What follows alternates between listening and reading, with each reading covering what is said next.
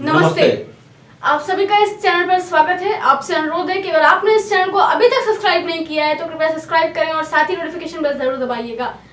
हम जानना चाहेंगे अशोक जी कि ये सिजोफ्रेनिया क्या होता है। जो जेनेटिक है उसके कारण भी हो सकता है, सोशल इन्वायरमेंटल ट्रॉमेटिक अगर कोई बात है तो भी सिजोफ्रेनिया हो सकता है। और सिजोफ्रेनिया यूं कह सकते हैं कि यह जो मानसिक रोग है, मानसिक विकृति, मेंटल इलनेस, उसका एक कारक है। और आरपीडब्ल्यूडी एक्ट के अधीन सिजोफ्रेनिया के कारण जब व्यक्ति मेंटल इलनेस का शिकार होता है तो वह मेंटल इलनेस की कैटेगरी में आता है और जो 21 श्रेणियां हैं उनमें से वो शामिल हो जाता है।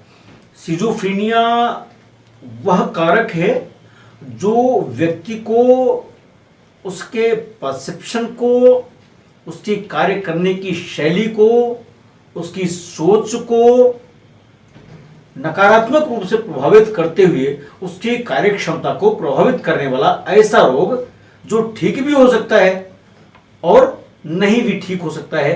अशोक जी, हम ये भी जानना चाहेंगे कि इसके लक्षण क्या क्या हैं। लक्षणों की अगर बात करें तो सिजोफ्रेनिक जो व्यक्ति होते हैं, एकांतवास, अलग रहना, कम बोलना, या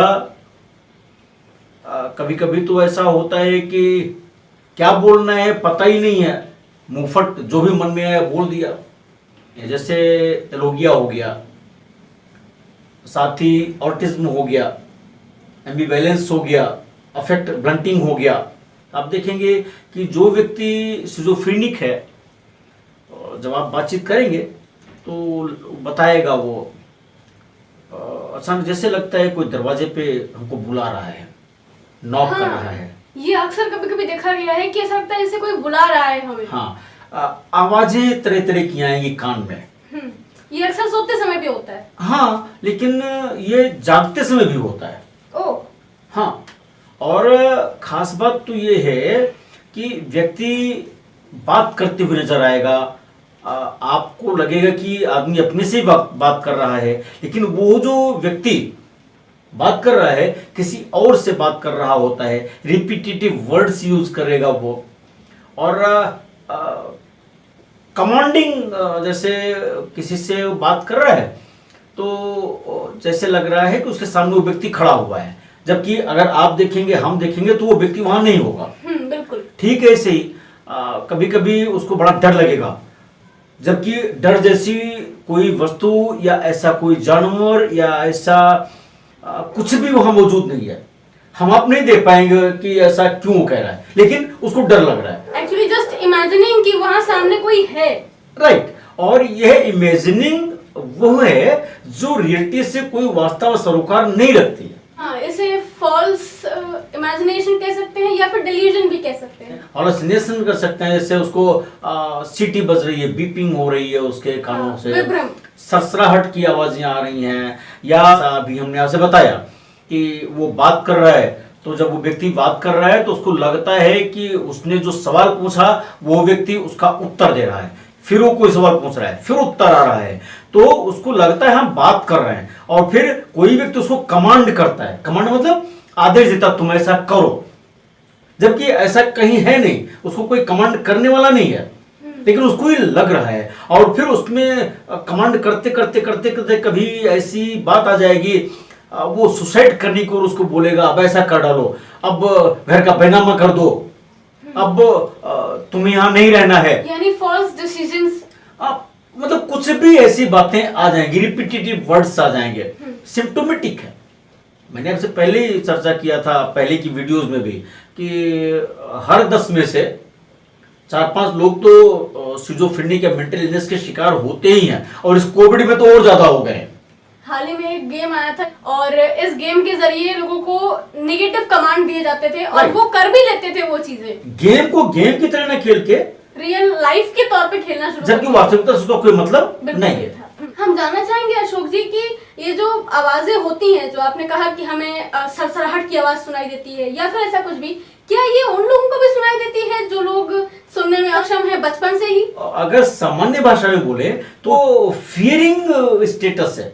जैसे डर वाला है, वो मार देगा, वो मुझे दौड़ा रहा है।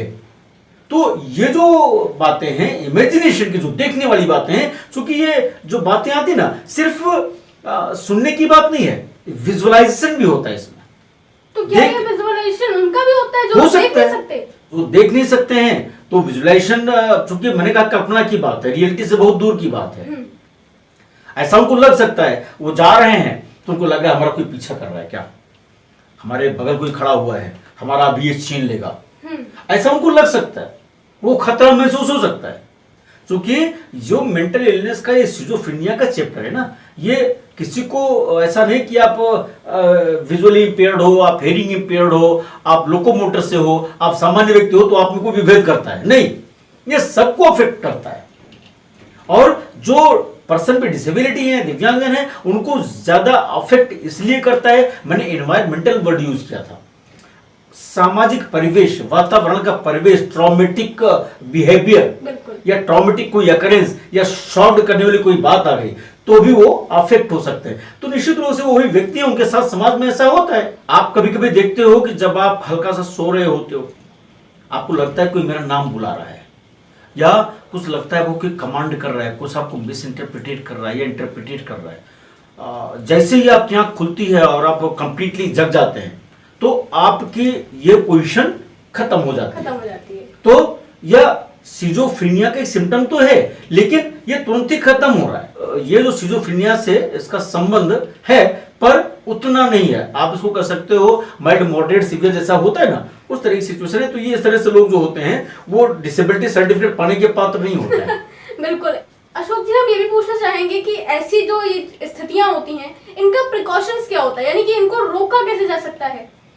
देखिए, जब आवाजें इस तरह से आती हैं, जैसा मैंने कहा बीपिंग हो रही है, आपको फियरिंग की आवाज आ रही है, तो जब ऐसा लगता है तो पहली बात तो व्यक्ति को चाहिए कि वह ऐसी आवाज से अपने को डिटैच करे, अपने को किसी दूसरे काम में लगाए, एक्सरसाइज करे, कुछ कुकिंग करना शुरू कर दे, कुछ गाना सुनना शुरू कर दे, हेडफोन लगा ले, गाने सुने या कुछ और करे। मतलब उधर से उसको डिटैच होना है। जितने डिटैच होगा उधर से, उतने उसको आवाज जब नहीं सुनाई पड़ेगी तो धीरे धीरे वो चीज खत्म हो जाएगी। अशोक जी, हम ये पूछना चाहेंगे कि क्या ऐसे जो सिजोफ्रेनिक लोग होते हैं ये अक्षम होते हैं इन सभी कार्यों को करने में, जैसे कि ऑफिस का है, ड्राइविंग है, नॉर्मली कुकिंग है, इन सभी को? देखिए, जहां तक ऑफिस का सवाल है, मैंने पहले ही बताया कि जब वो व्यक्ति सिजोफ्रेनिक हो जाता है तो मैंने 4 A's की चर्चा किया। एरोगिया हो गया, ऑटिज्म हो गया, और एम्बिवेलेंस हो गया, और अफेक्ट ब्लंटिंग हो गया। तो जब ऑफिस में होते हैं तो एक तो कम बोलते हैं, कम बोलना। अब कम बोलने से ऑफिस में जो नीड है फुलफिल नहीं हो पा रही है। दूसरा, कोई बात अगर करनी है तो करनी है, नहीं करनी है, दुविधा में फंसे हुए हैं। क्योंकि ऑफिस का काम है, वो तो जैसे कोई सामने आ गया कि इस डाटा को भरना है, अब वहां उसको लगा भरना है, नहीं भरना है, भरना है, नहीं भरना है, और तो दुविधा पड़ा हुआ है। अगर वो मुंहफट है तो ये भी बोल सकता है कि तुम ही कर लो, मैं क्यों करूं ऐसा। हाँ, मतलब वो तरह तरह की बातें आ जाए। होता क्या है कि जो ब्लंटिंग उसका बिहेवियर होता है, चूंकि रिजल्टेंटली कहीं कहीं इसका बिहेवियर डिसऑर्डर भी होता है, एग्रेसिव होता है वो। हाँ, तो जब हमारा बिहेवियर कुछ गड़बड़ होता है, या हम फ्लैट बोल देते हैं किसी चीज को, तीखा बोल देते हैं, तो वर्क प्लेस पे जो एक इन्वायरमेंट होता है वह कहीं ना कहीं डिस्ट्रैक्ट होता है, और जो मेलोडियस रिलेशंस होते हैं वो कहीं ना कहीं ब्रेक हो जाते हैं, ब्रेकअप आता है उसमें। और यह ब्रेकअप, हम ये तो नहीं कहते कि वो काम नहीं कर सकते, काम करते भी हैं, परंतु यह स्टेज उस समय आती है ना जब वो पता लगा कि उनका सीवियर टाइप का मेंटल इलनेस की बात है, जो वैसे माइल्ड है, थोड़ा मोड़ा है, तो वो वर्क प्लेस पे काम कर सकते हैं। आपने कहा गाड़ी चलाने की बात, जैसे कुछ ऐसे लोग हो सकते हैं जिनका ट्रीटमेंट चल रहा था, उसमें कुछ दवाएं ऐसी दी जाती हैं जिसमें उनको नींद आती है, और ये कहा जाता है, डॉक्टर्स भी उनको डायरेक्शन देते हैं कि आपको गाड़ी नहीं चलाना है, आपको सड़क पे नहीं जाना है। चूंकि वो उनकी बॉडी में भी ऐसा कुछ उस दवा के कारण हो चेंजेस सकता होता है। है।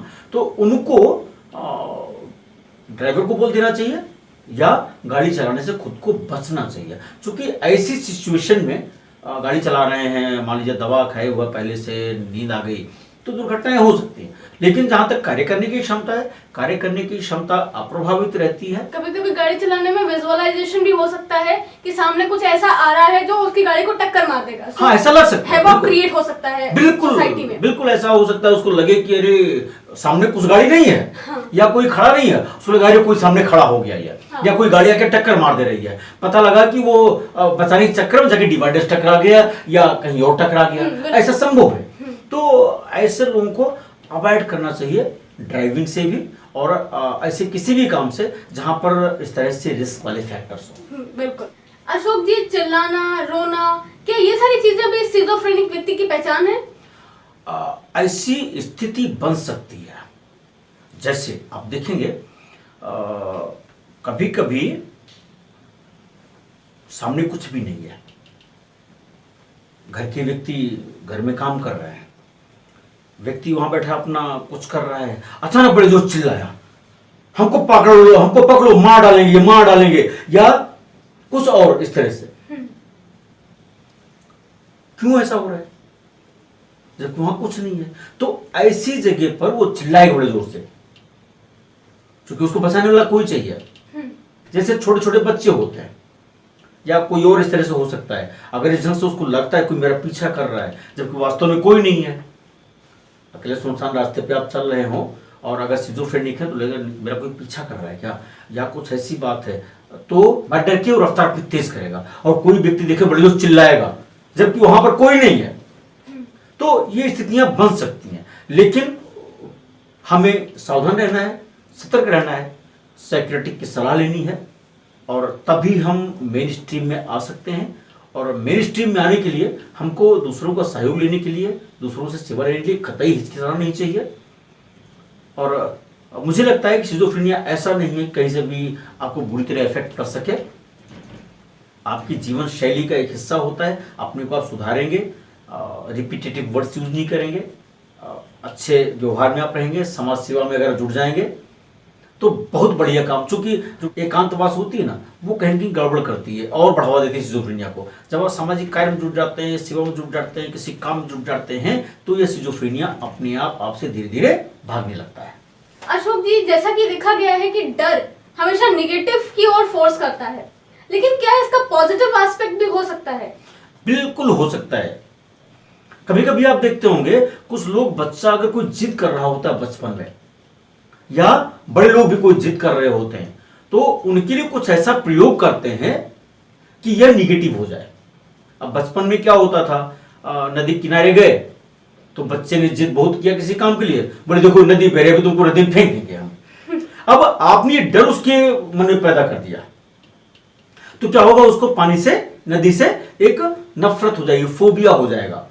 ठीक ऐसे ही बाबा, वो आपने बताया कि कोई साधु संत है, वो पकड़ लेते हैं, सो जा बेटा सो जा, और बाबा आ जाएंगे पकड़ लेंगे, जब तो कुछ ऐसा होता नहीं है।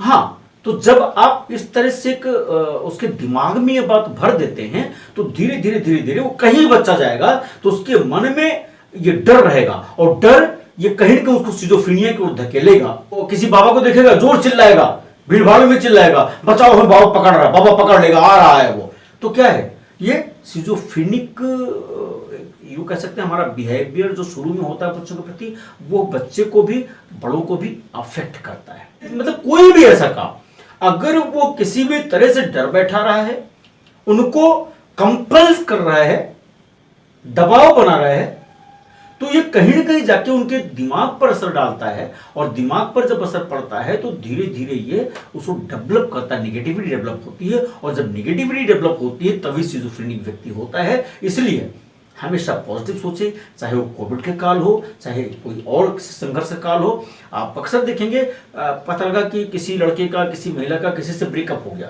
डिवोर्स हो गया, बहुत लव एंड अफेक्शन था, उसे छुट्टी मिल गई, तो भी वो परेशान रहते हैं उसी व्यक्ति को लेकर के। और तब भी पता लगता है कि उसके कारण वो सिजोफ्रेनिया का शिकार हो जाते हैं, मेंटल इलनेस से शिकार हो जाते हैं और उनकी लाइफ स्कैटर्ड हो जाती है। डिवोर्स हो गया हाँ। अपनी लाइफ को सेटल करना है, जीना है, अच्छे से जीना है, तो व्यक्ति उसको भूल नहीं पाता है। इसको बोलते हैं एनवायरमेंटल सोशल ट्रॉमेटिक इवेंट्स।